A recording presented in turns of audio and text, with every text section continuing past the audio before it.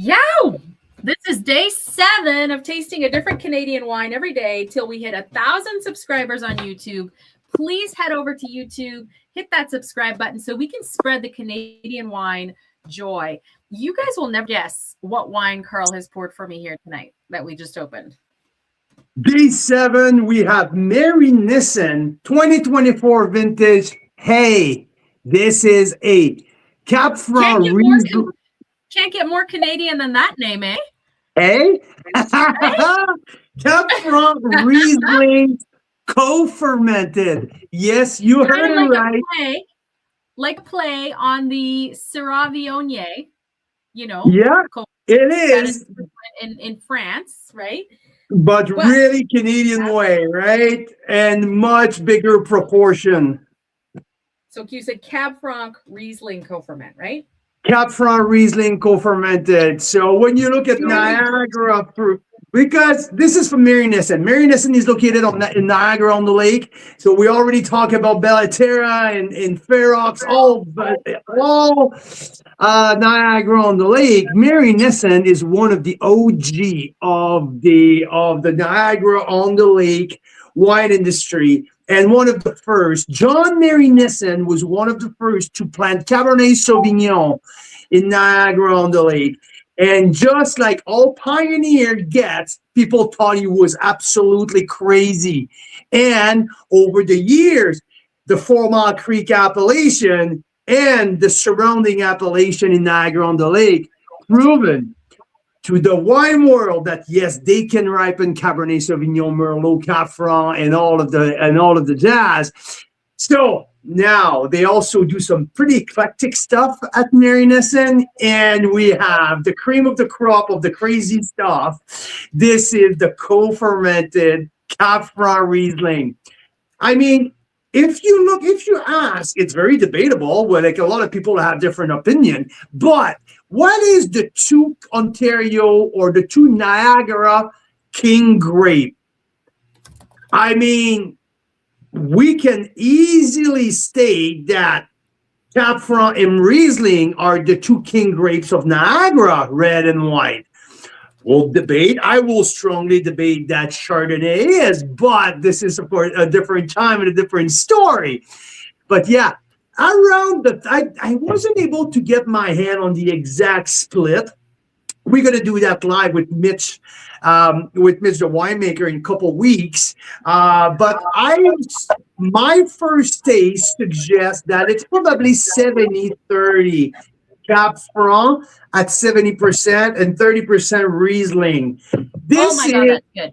Isn't it so freaking cool? What's vintage? What vintage is it? 2024. So this is there's no oak influence in that. This is all stainless steel. I mean, harvested, throw in the same fermenter, crushed together, fermented together. Because usually, if you're just starting following, and you're not very familiar with fermentation, so usually when you do blend, all grape varietals are harvested, put separately, fermented separately, and after fermentation depending on a period of aging, they're blended together. But when you want to increase aromas, soften the tannins of the red wines, you will co-ferment a red grape varietals with a white grape varietals. Mira mentioned it in the opening.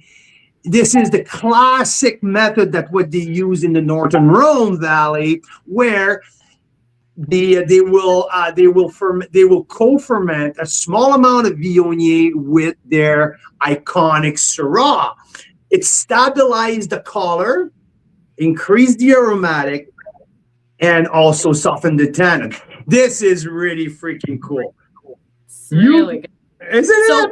They do this once in a while. They do like a classic red from Niagara, and instead of adding in like Syrah Viognier, they add in another white grape with the red. So what was it, about 3 years ago? It was a big hit with our members. They did was it a Merlot Gewurz? Merlot Gewürztraminer, absolutely.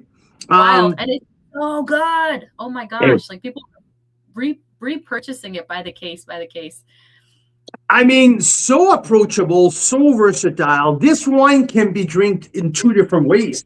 This wine can be drank room temperature or cellar temperature, just like a light red, or it can be drank cold, just like a complex and more concentrated rosé.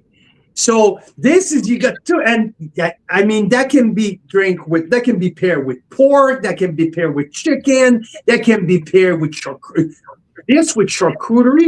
Absolutely killer. Absolutely killer. What is fun? It's super refreshing, and oh my gosh, like so versatile. So that's why, like, I remember Ross, especially one of our members, was a huge fan. He sold them out of that wine when they did a similar blend a few years ago with the Merlot Gewurz. And this one is very much like that Cab Franc Riesling.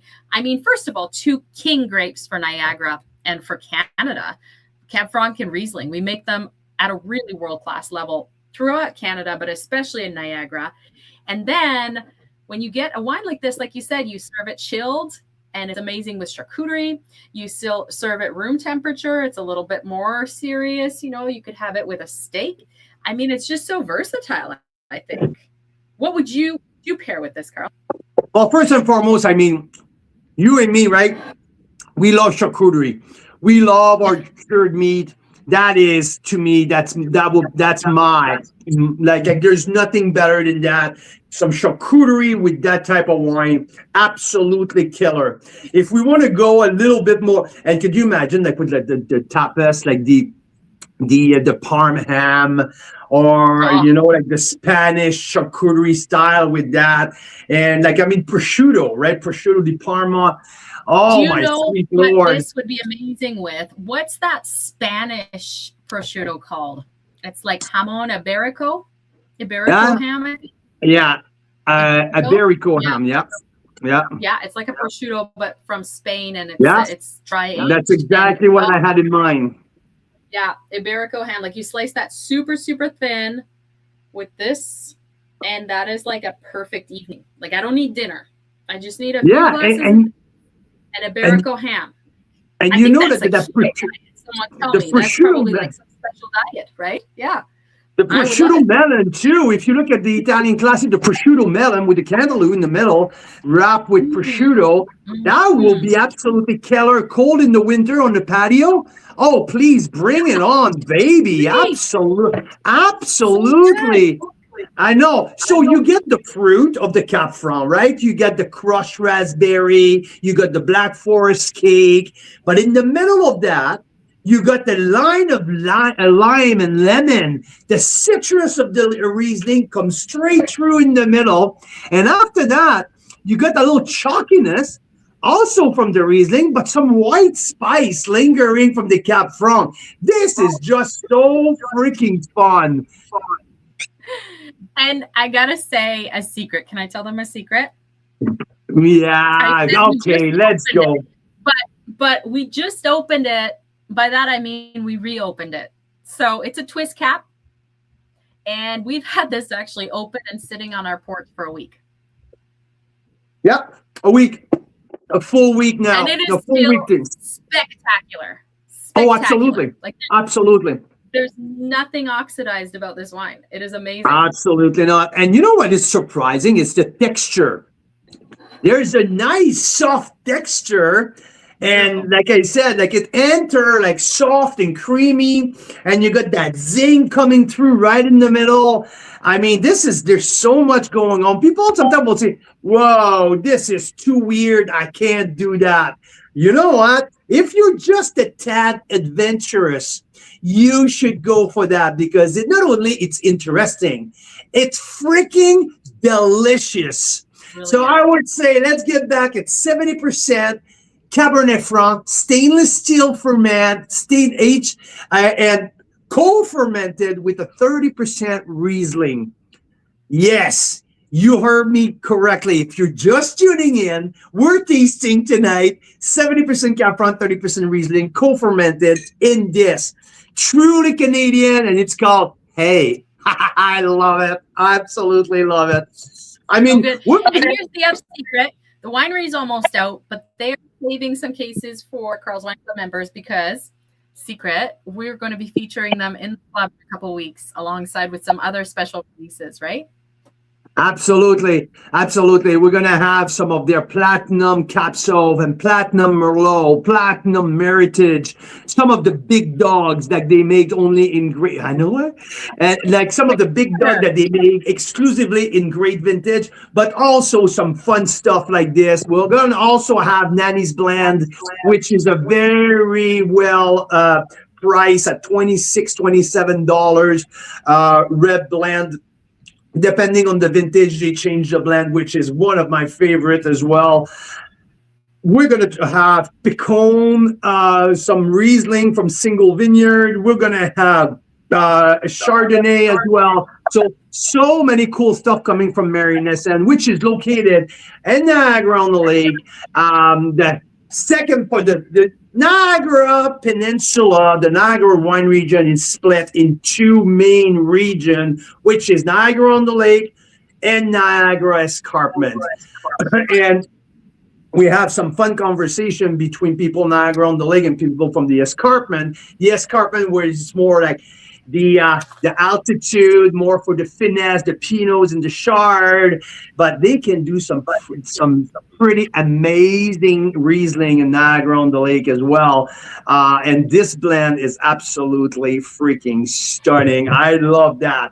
In terms of fun, this is a 98-point fun.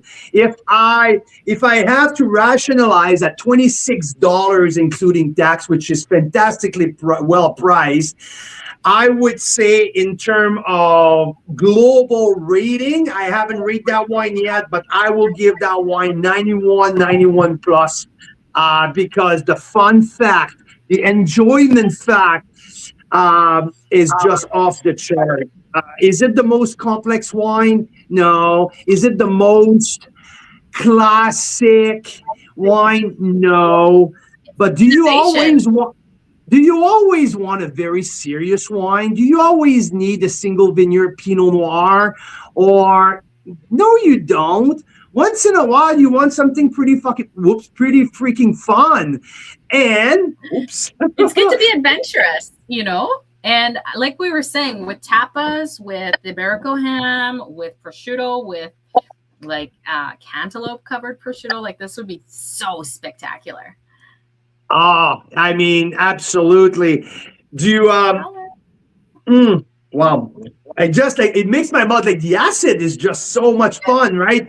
The acid keeps lingering, my mouth is watering, and yeah, the most interesting part of all of that is like the versatility at the dinner table or at the patio table, because you can have that with pretty much anything. This is pretty cool. And you know what?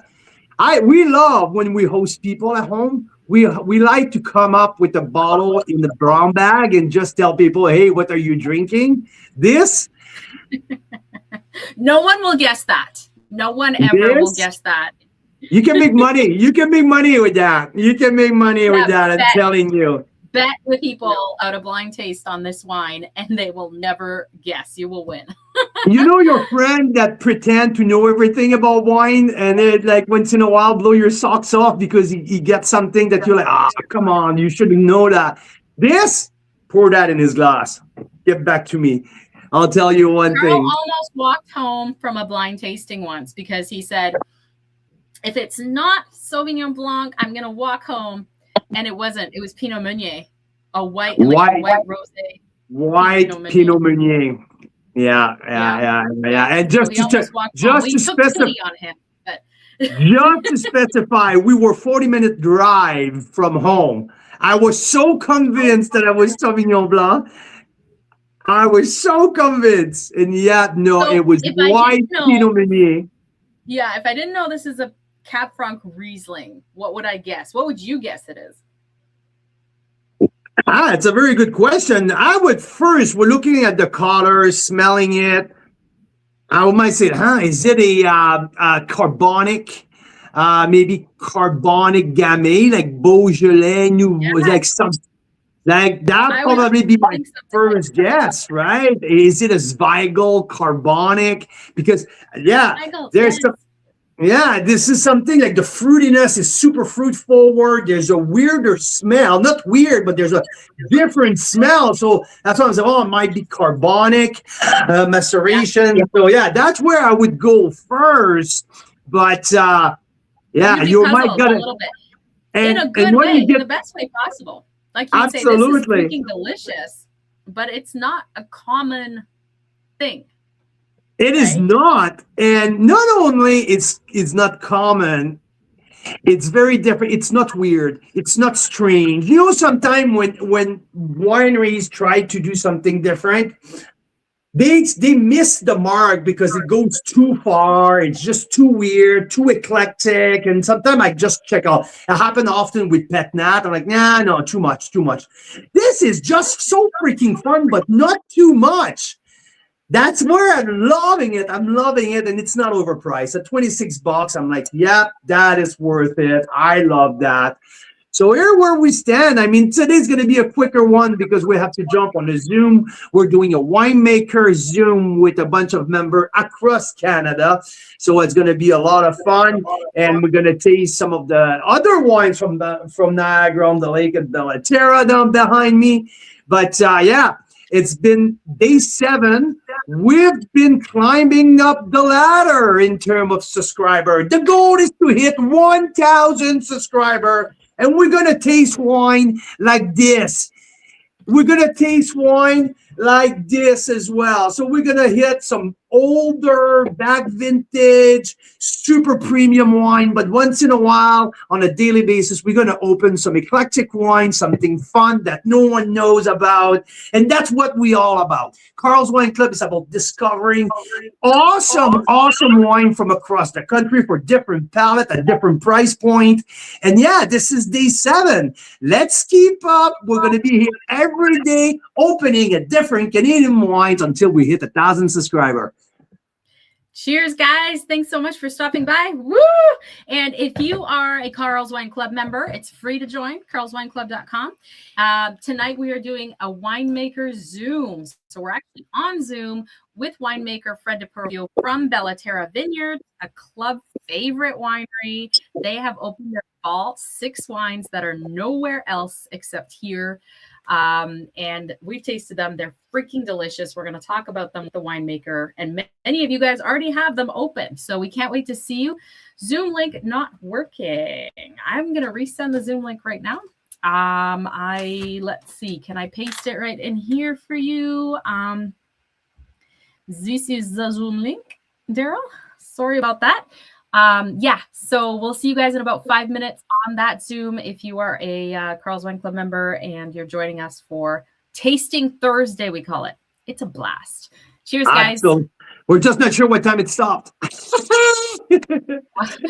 it starts at 4:30 Pacific, but don't bank on an end time. Cheers.